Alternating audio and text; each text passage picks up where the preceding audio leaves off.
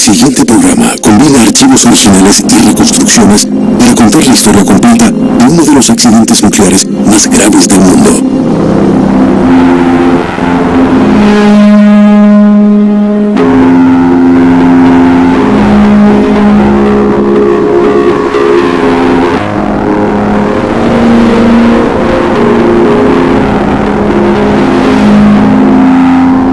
La catástrofe de Chernóbil de 1986 convirtió 2.500 kilómetros cuadrados de Ucrania en un paisaje asolado.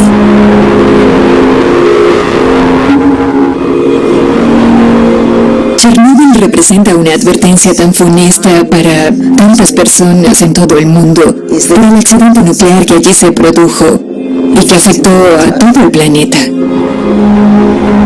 Recuerdo la primera vez que yo entré allí. Es un lugar siniestro, porque es inevitable recordar lo que ocurrió allí y cómo afectó a la vida de cientos de miles de personas.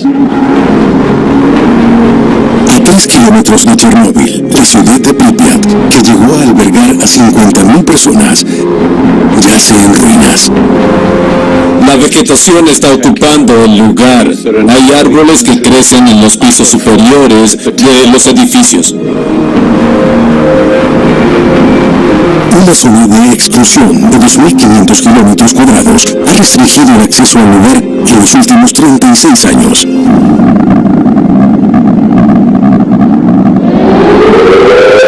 Pero todo cambió el 24 de febrero de 2022.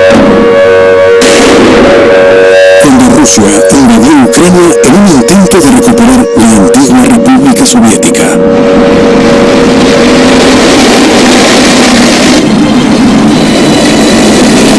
Uno de los primeros objetivos estratégicos fue la central nuclear de Chernóbil. Rusia avanzaba con tanques por la zona, y eso levantó polvo radiactivo. Ahora está militarizando las centrales nucleares en su guerra contra Ucrania. La historia de Chernóbil lleva décadas en desarrollo. Comenzó cuando el ambicioso programa de energía nuclear de la Unión Soviética amenazó al mundo. La historia se repite, pero solo sus peores partes.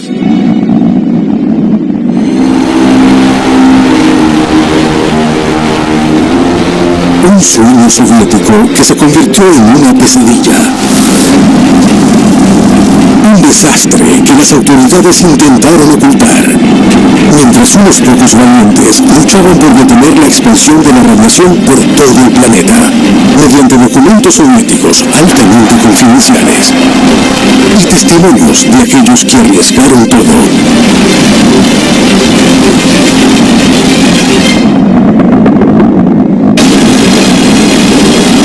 Esta es la historia de uno de los peores accidentes nucleares del mundo.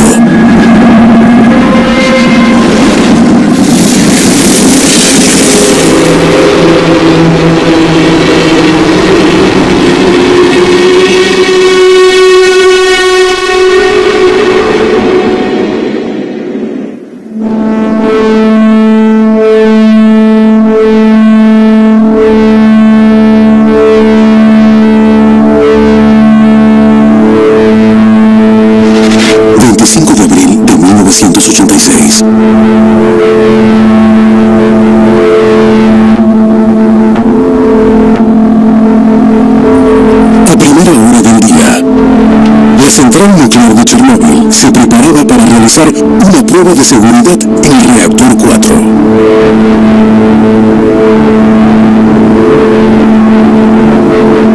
Toda central nuclear debe someterse a una serie de pruebas de seguridad, y una de ellas consistía en evaluar qué ocurriría con el sistema de refrigeración si se llegara a producir una interrupción del suministro eléctrico. Los ingenieros tenían previsto desconectar 4 de las bombas para probar sus sistemas de reserva. Si hubiera una falla eléctrica y los generadores de emergencia no se activaban, habría un gran problema. El trabajo era bastante arduo y complejo, así que exigía mucha concentración y experiencia también. Era como una prueba de rutina. se llevó a cabo de tal manera que esa prueba de rutina se convirtió en un terrible y fatal accidente.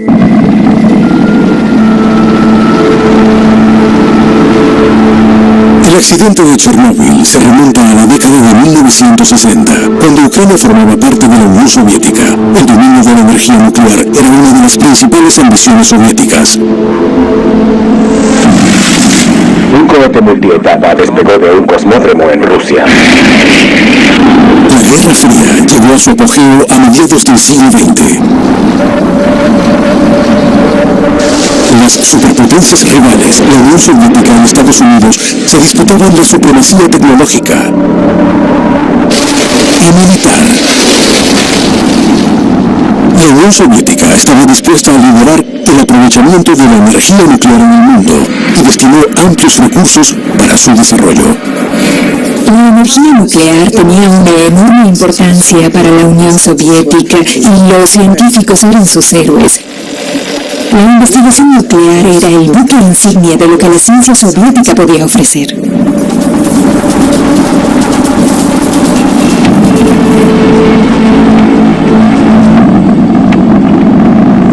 En 1966. Los dirigentes soviéticos planeaban construir una enorme central nuclear, la más grande que se hubiera construido en el mundo.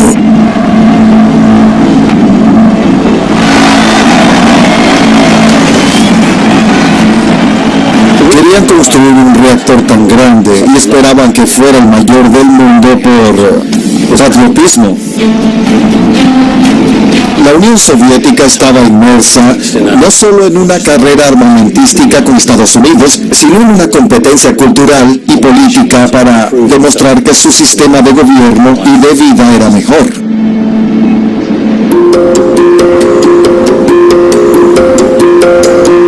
La nueva planta se construyó en una zona rural de Ucrania, a casi 100 kilómetros al norte de la capital, Kiev. Fue nombrada en honor a una ciudad cercana, Chernóbil. Ucrania gozaba de especial prestigio en la Unión Soviética, era muy relevante económicamente y además albergaba industrias muy importantes en su territorio, industrias mineras de carbón, por supuesto, entre muchas otras. Era un miembro muy importante de la Unión por razones políticas, militares y estratégicas, especialmente económicas. Era una nación fronteriza con cara a Occidente, además de ser el modelo de la modernidad soviética.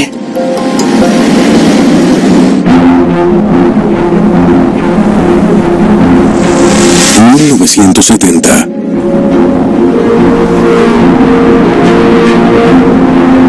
En el invierno de 1970 llegó al norte de Ucrania el hombre elegido para construir y dirigir Chernóbil. A pesar de nunca haber trabajado en el ámbito nuclear, Viktor Bukhanov, de 34 años, sería el primer director de Chernóbil. Viktor Bukhanov era joven cuando lo eligieron para dirigir el proyecto de Chernóbil. Él era ingeniero eléctrico y había trabajado en un par de centrales eléctricas, pero este era su primer trabajo en energía nuclear. El ingeniero Nikolai Steinberg colaboró con Bukhanov en el proyecto. Trabajé con varios directores, pero para mí él fue el primero y el único. Algunos directores solo gritaban y golpeaban la mesa con los puños, y él, desde luego, no fue uno de ellos. Su única debilidad fue que nunca recibió formación como ingeniero nuclear. No era ingeniero nuclear, pero enseguida aprendió todo lo que un director debía saber y comprender. Las autoridades lo eligieron porque pensaron que era un hombre capaz de dominar una labor tan compleja y delicada.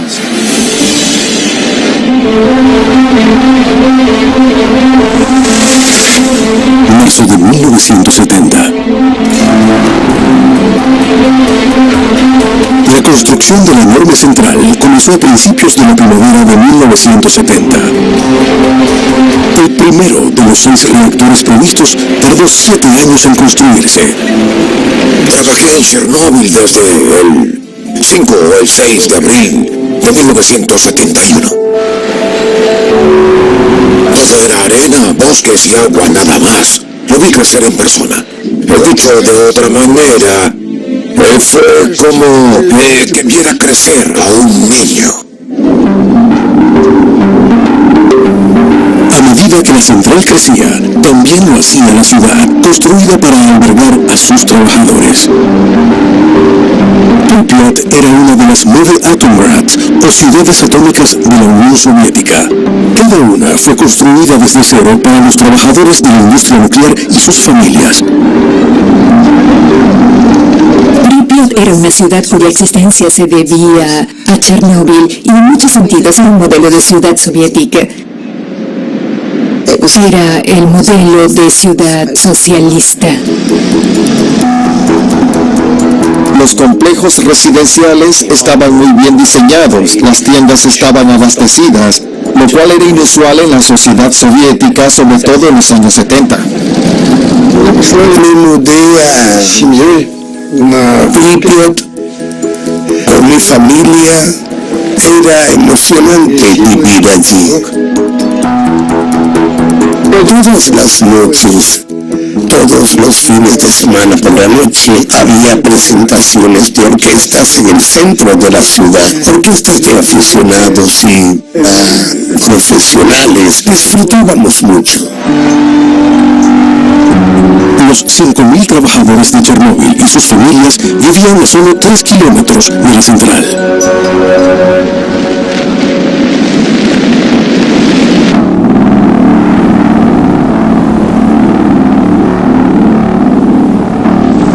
El 16 de septiembre de 1977, tras 7 años de iniciadas las obras, el reactor 1 de Chernóbil estaba finalmente listo para su puesta en marcha.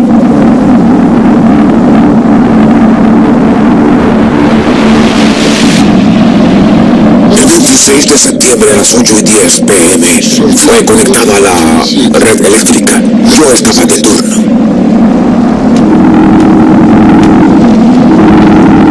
Se oía un zumbido monótono. Poco a poco empezó a calentarse hasta cobrar vida. No se usó de la forma adecuada.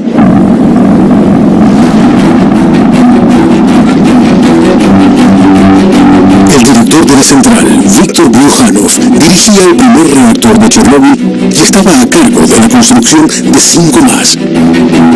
Pero Chernóbil no tardaría en sufrir su primer accidente. Anunciaron que hubo un accidente en la segunda unidad.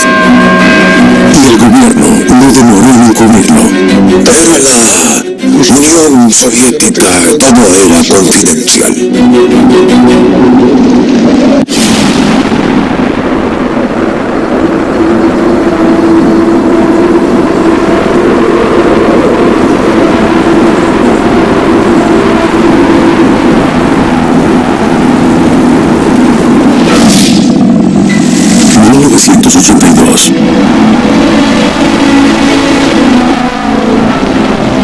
Tres reactores nucleares se encontraban en pleno funcionamiento en Chernóbil.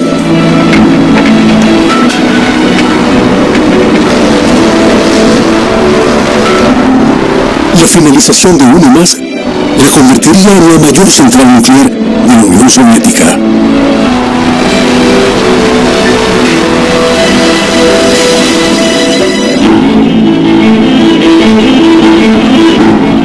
La ciudad ucraniana de Pripyat, construida para albergar a los trabajadores de Chernóbil, también prosperaba. En 12 años había pasado de ser un terreno baldío a una ciudad de 50.000 habitantes.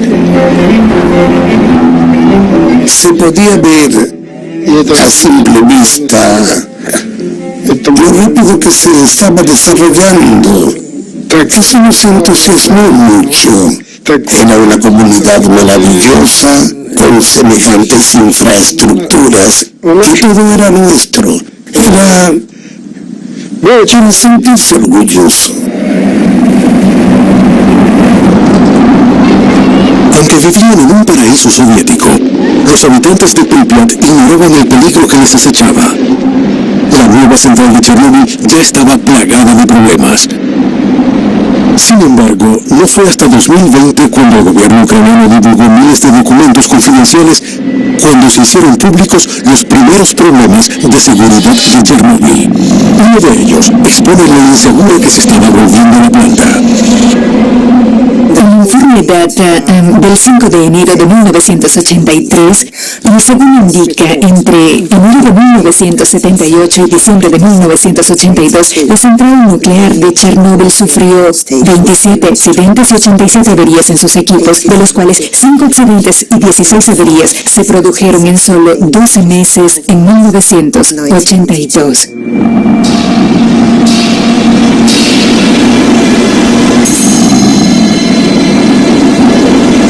9 de septiembre de 1982. Uno de los accidentes más graves ocurrió a finales del verano. El reactor 1 de Chernóbil se sometió a una prueba de seguridad rutinaria.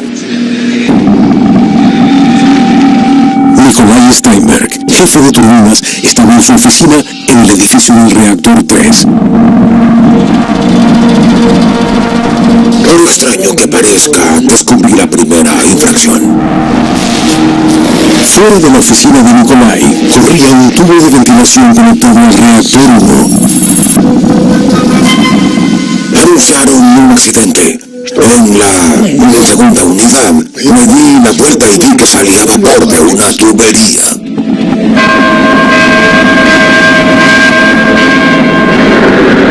El vapor provenía de una fuga de radiación. Fue necesario apagar el reactor 1.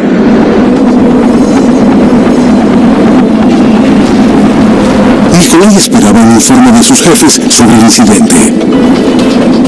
Les dije a mis compañeros que no nos iríamos a casa. Había una reunión de emergencia. No a la 1, así que a eso de la 1 de la madrugada abordamos nuestros vehículos y nos fuimos a casa. La causa del accidente no fue notificada a Nikolai ni a sus colegas. La discreción se debió en parte a la presencia del KGB, la policía secreta de la Unión Soviética. Su presencia en Chernóbil era constante.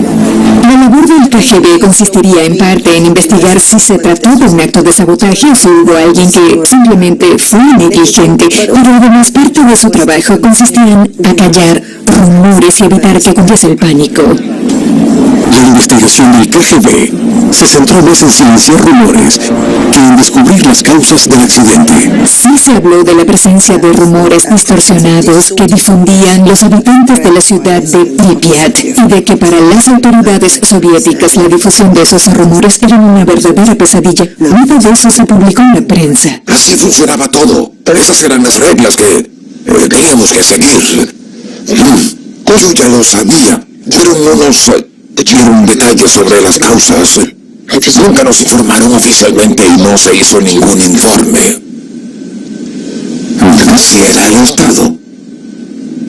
Como suelen decir, todo secreto pero nada está oculto.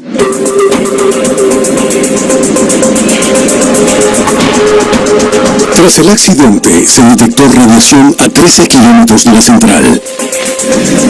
En algunas zonas, los niveles eran cientos de veces superiores a los normales, pero los habitantes de la aledaña ciudad de Pripyat no fueron informados. A pesar del accidente, Chernóbil seguía creciendo.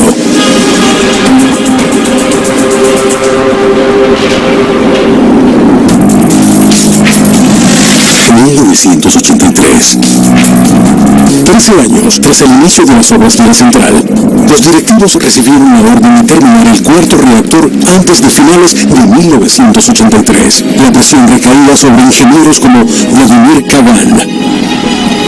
Sin duda, nuestro trabajo era muy intenso.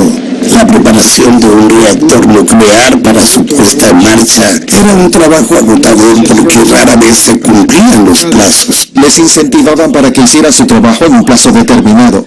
Y eso implicaba bonos y ciertas ventajas. Teníamos un plazo fijo y había que cumplirlo. y debíamos trabajar días y noches por turnos, fuera como fuera.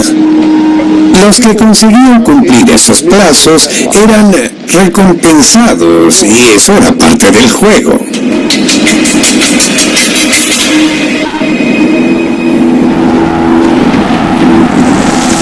Diciembre de 1983. A finales de diciembre, el reactor 4 estaba casi terminado. Todo debía estar listo en diciembre, cuando se entregaban los bonos.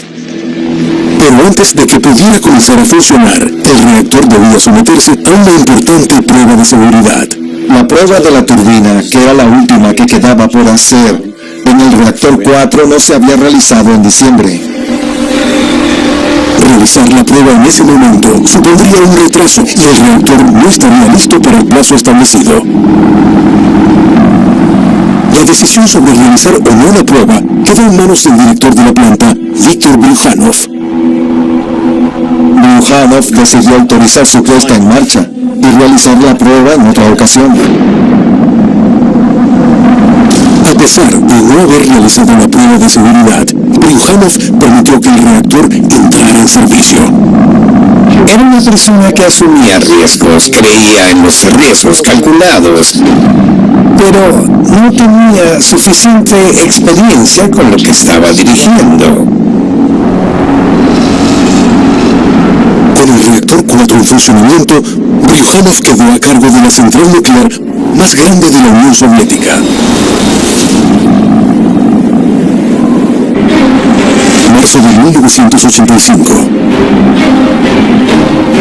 Primavera de 1985. Los acontecimientos de Moscú habían convertido a la energía nuclear en el centro de la política soviética. La Unión Soviética tenía un nuevo líder. La llegada de Mikhail Gorbachev anunció una era de transformación en la Unión Soviética. Era considerado un líder diferente. Se reunió con Margaret Thatcher en diciembre de 1984. Se llevaron muy bien.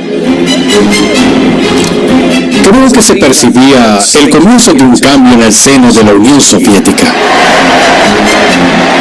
Él comprendió que la Unión Soviética y en especial su economía necesitaban una reforma y estaba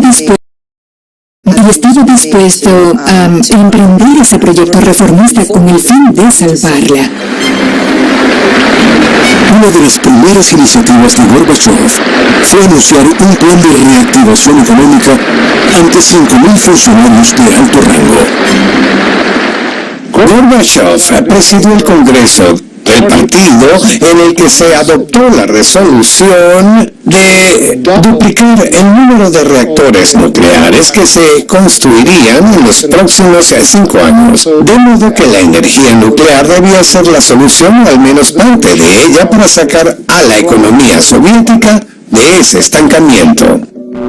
El director de Chernóbil, Viktor Bryukhanov, se encontraba entre el público.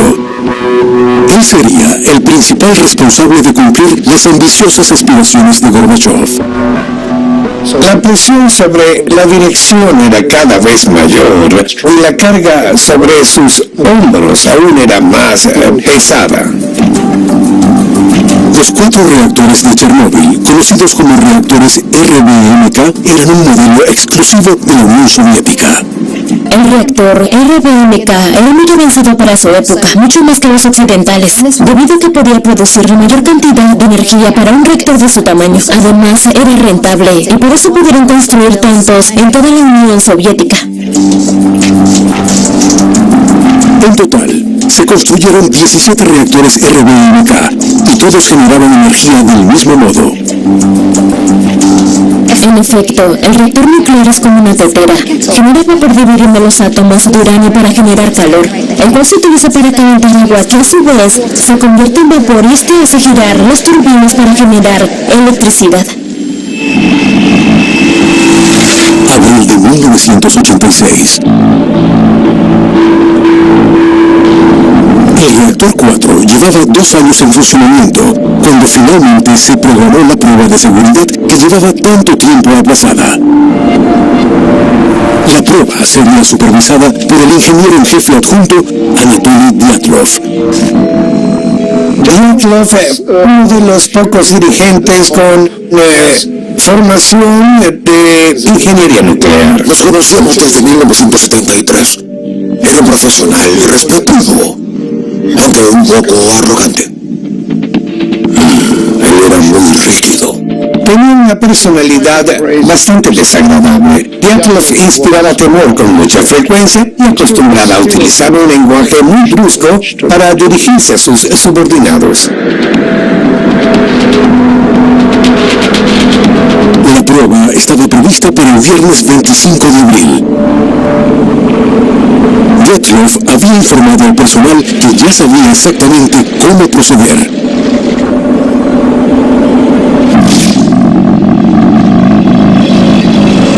El 25 de abril de 1986.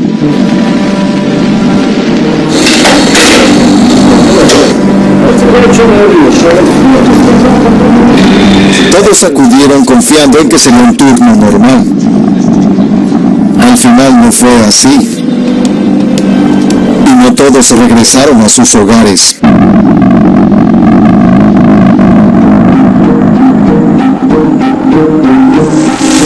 El 25 de abril de 1986.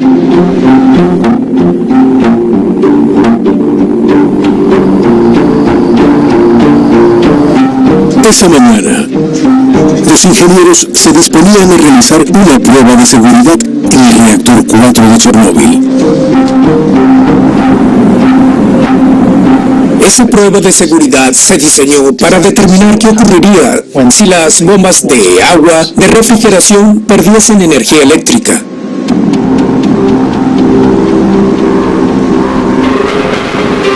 Los ingenieros desconectaron 4 de las bombas que refrigeraban el reactor para probar el sistema de reserva. Y debían hacerlo ese mismo día. Era el último día de la semana previa al inicio de un periodo vacacional en la Unión Soviética. Estaban bajo presión para llevar a cabo la operación, apagar el reactor antes de las vacaciones.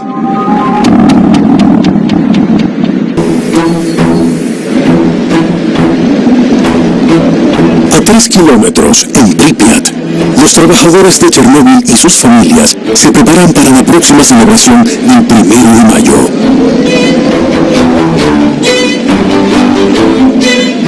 Era un día normal de primavera con mucha actividad. Abril estaba por terminar en Ucrania. El clima era hermoso. Normalmente es la época en la que uno siente que se acerca el verano, el fin de la primavera y que será un clima cálido y encantador. Fuimos a Kiev ese fin de semana a comprarle un vestido a nuestra hija para su baile de graduación. Todo estaba tranquilo.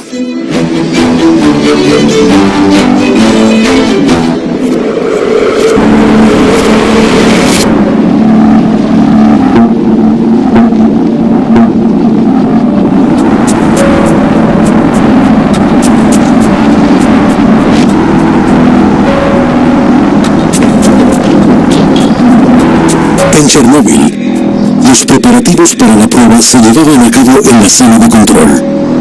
Era una sala enorme con un panel de control gigantesco y curvado.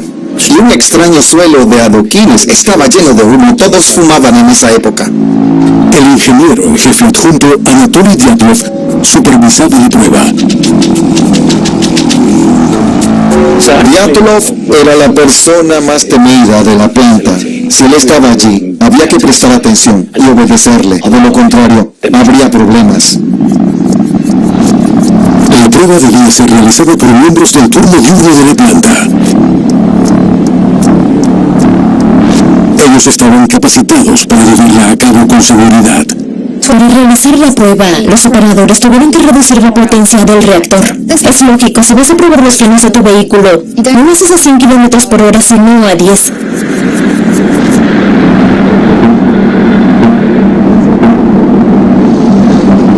Desde la 1 AM, los operadores fueron reduciendo gradualmente la potencia del reactor. Al empezar la tarde, esta se había reducido a casi 3/4 partes de su potencia normal.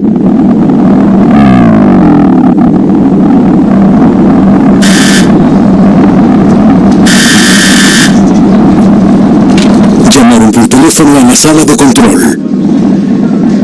A mitad del día, el controlador de la red les pidió que no disminuyeran la potencia, pues necesitaban energía.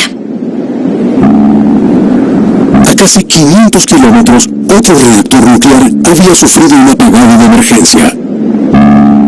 Chernobyl debía seguir produciendo energía. Y en lugar de decir, bueno, dejémoslo hasta aquí y volver otro día, Dyatlov decidió terminar esa misma tarde.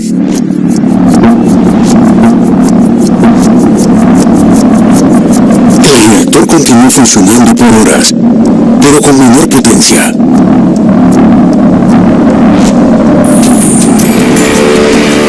Los operadores esperaban la orden para realizar la prueba. Tuvieron que mantener el reactor a media potencia por más tiempo del previsto. Dentro del reactor se había acumulado un peligroso gas llamado xenón. Nadie sospechó que al trabajar a esa potencia tan baja, el reactor estaba reduciendo los elementos químicos. Se estaba produciendo el famoso envenenamiento por xenón.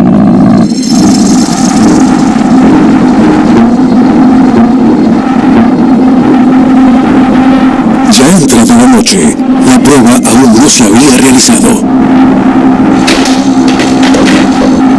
Chernobyl producía energía las 24 horas del día y los cambios de turno eran constantes. El turno es diurno, dio paso al vespertino y este al nocturno. La información pasó por cada uno de los operadores entre el día y la noche. Debieron haber suspendido la prueba si no tenían tiempo. Llegaron otras personas, el turno nocturno, pensando que cuando llegaran y empezara su turno, todo habría terminado. Así que no estaban preparados.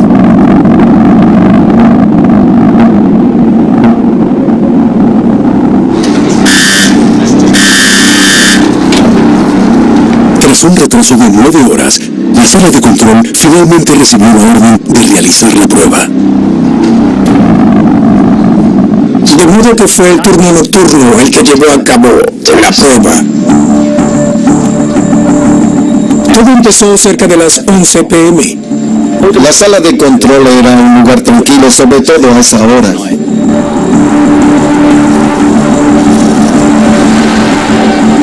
Pero esa noche estaba llena de gente. Había unas 20 personas en la sala debido a esa prueba.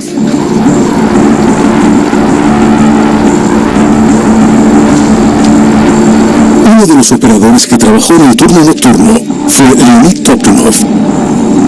Leonid Toptunov fue uno de los 4 operadores encargados del funcionamiento del reactor. Él era un joven ingeniero muy competente y talentoso. Esa noche debía supervisar la potencia del reactor.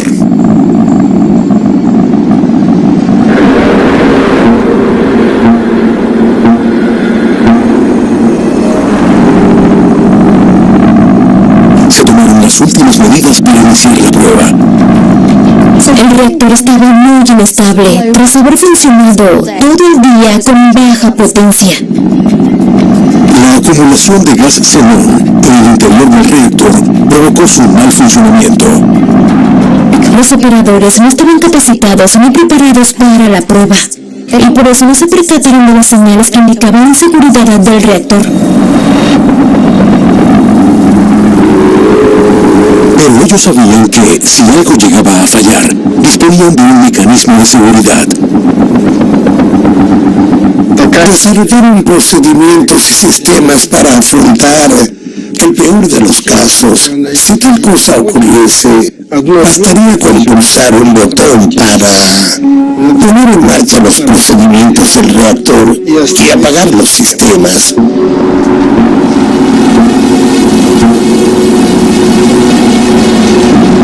En la sala de control ocurrió algo que disparó las alarmas. La potencia disminuyó bruscamente, lo cual resultó inexplicable para los operadores en ese momento. Si los operadores hubieran tenido suficiente conocimiento de las incidencias y dificultades, sin duda habrían evitado el accidente. Desde que la potencia empezó a disminuir, continuó hasta llegar a niveles demasiado bajos. El reactor ya estaba en grave peligro.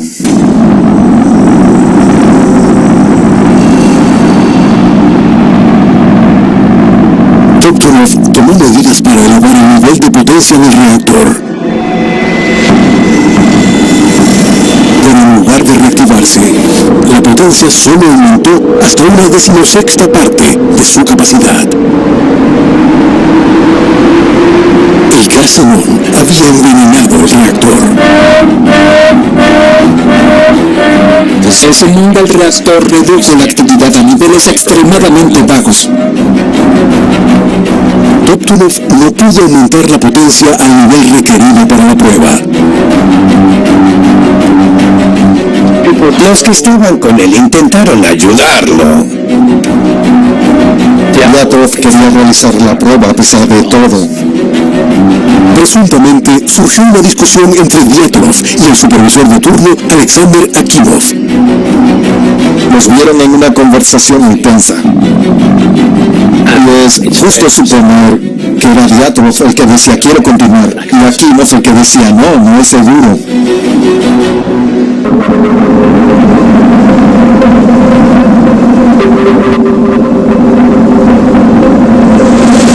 El 26 de abril de 1986.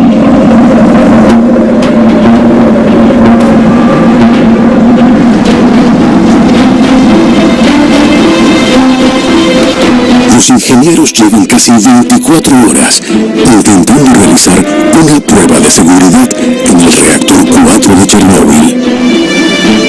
Iban a apagar el sistema de refrigeración manualmente y ver qué sucedía.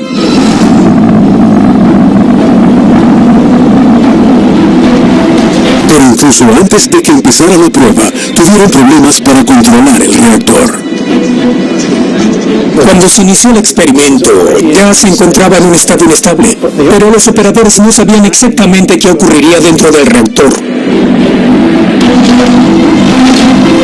El ingeniero en jefe adjunto, Anatoly Dyatlov, insistió en continuar con la prueba. Los operadores de los reactores soviéticos estaban acostumbrados a no seguir las directrices al pie de la letra, en parte porque eran confusas, aunque también porque era bastante difícil operar esos reactores sin hacer ciertas cosas que en realidad no se debían hacer. Los operadores que estaban a cargo de los controles insistían en detener la prueba, pero Dyatlov les ordenó que continuaran.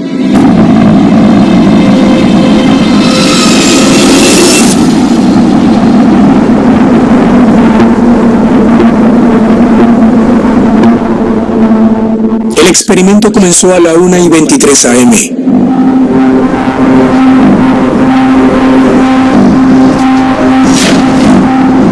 Cuatro de las 8 bombas que alimentaban el reactor con agua de refrigeración fueron desactivadas. Al desactivar el sistema de refrigeración, el agua ya no pasaba tan rápido por los canales de combustible. El reactor empezó a operar de modo inusual. Se sobrecalentó. Estaba fuera de control. Eso fue todo. El agua que quedaba en el sistema se evaporó.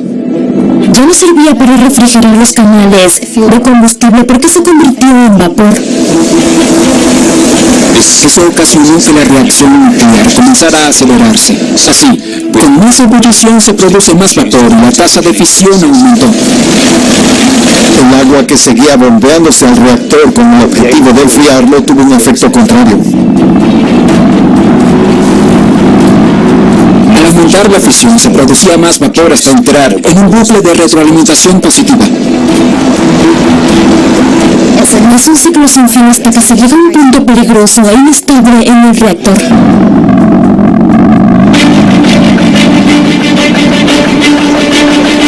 En la sala de control del reactor 4, Leonid Toptunov supervisaba su nivel de potencia.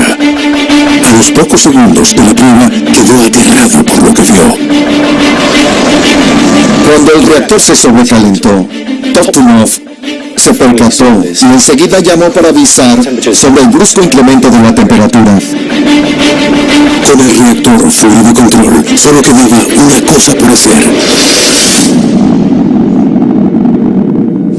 Pulsaron el botón de emergencia para apagar el reactor.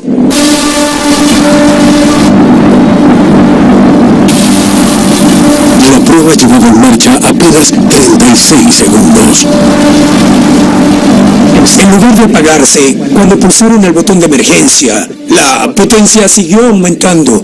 Y continuaba propagándose sin parar. Ya no quedaba agua en el reactor, solo había vapor. Los canales de combustible se rompieron. La cantidad de vapor aumentó. Había más calor, más potencia y se produjo una reacción en cadena. Ya no había nada que hacer. El reactor 4 explotó.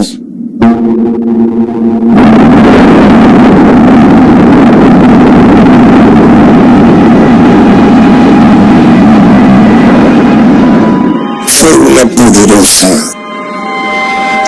y devastadora explosión.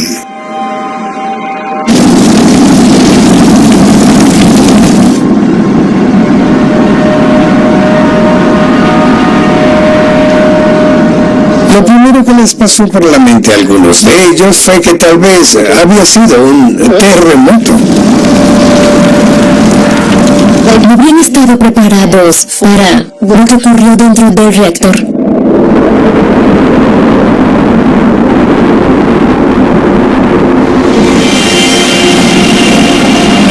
Dos personas murieron al instante en la explosión. Otras quedaron expuestas a dosis letales de radiación. Muchos de los que estaban de turno murieron,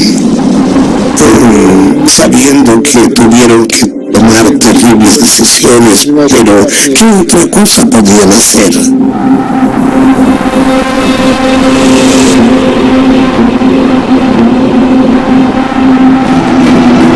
Comenzaron las llamadas telefónicas en una estación de bomberos cercana. Hola, unidad paramilitar de bomberos. Sí, ¿Qué es ese incendio? el bloque principal entre los reactores 3 y 4. ¿Hay personas allí? Sí, alerten a todos. La batalla por salvar Chernobyl había comenzado. Alerten al personal, incluyendo a todos los oficiales. A seguridad. No solo a seguridad, alerten a todo el cuerpo de oficiales. En el próximo episodio, con la radiación que emanaba del reactor 4 de Chernobyl. El calor se sentía como si el reactor respiraba. Sí, respiraba. El gobierno soviético hizo todo lo posible para encubrir el accidente. No controlaron la radiación, intentaron controlar la información, con consecuencias mortales. Nadie sabe cuántas personas murieron a causa de ese retraso.